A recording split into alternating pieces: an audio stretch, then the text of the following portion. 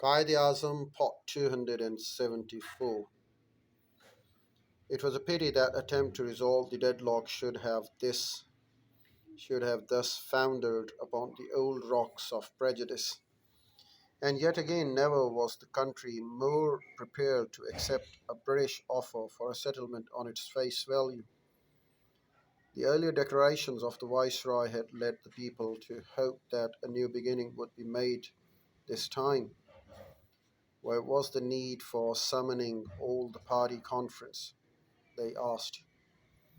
If a Congress League agreement was to be made, a necessary condition for any advance, or if the Viceroy was not to go ahead with his plans if the League refused to cooperate, why should not in that case the President of the Congress and the League alone have been called, the rest spared, the brother of dummy show? This too was a question that got voiced repeatedly. Jinnah, in a statement, characterized the Wavell plan as a snare and a death warrant for the Muslim League because even if all the Muslims in the government were to be the Muslim Leaguers, they would still be in a minority of one third in the cabinet. The representatives of all the minorities, Jinnah said, would in actual practice invariably vote against us in the government. Previously, Jinnah used to say that the Muslim League was the champion and the protector of all minorities in India. Congress, Congress, and was of course the champion of all the minorities. And the Congress represented not even Hindus but caste Hindus only.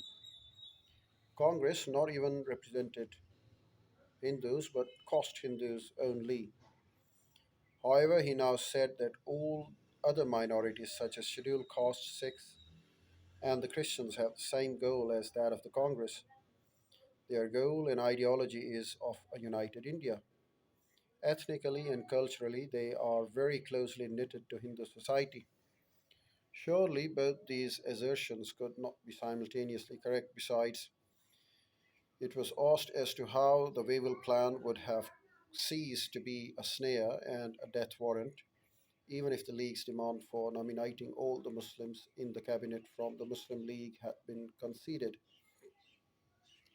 In a penetrating analysis of Qaid Azam's attitude at the conference, Dr. Jayakar wrote to Gandhi, as I read this speech, where he called the Wavell arrangement a snare, it was clear to me that his apprehension was that if he accepted the interim arrangement in the day to day harmony of the working acerbities and the animosities out of which Pakistan is to be born and fed would be gradually smoothened and the Muslims would lose the zest for separate existence on discovering that its basis rests not on the realities but only in the long cherished suspicion. He puts two conditions as precedent to his assent, which he must realize are impossible, viz. Number one, assurance about Pakistan. Number two, equality of Muslims vote with all the other interests in India.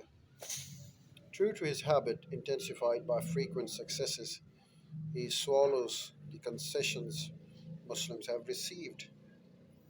With parity between the caste Hindus and the Muslims, now wants parity between Muslims and the other interests put together, that is, 50 for Muslims, 50 for all rest of India.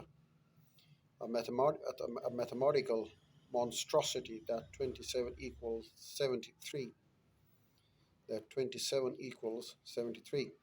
He is in no hurry to attain freedom and would demand for its attainment a price which would almost render it nugatory.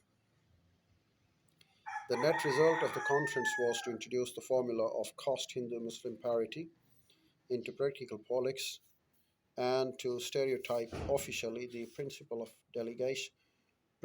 of religious division, and this sadly on the eve of independence. The conference also marked the beginning of an essay which became so prominent during the cabinet missions negotiation later in the double speak, in which intentions of the British were belied By the text of their declaration, what was repudiated in profession was pursued in practice through the device of ambiguous middle.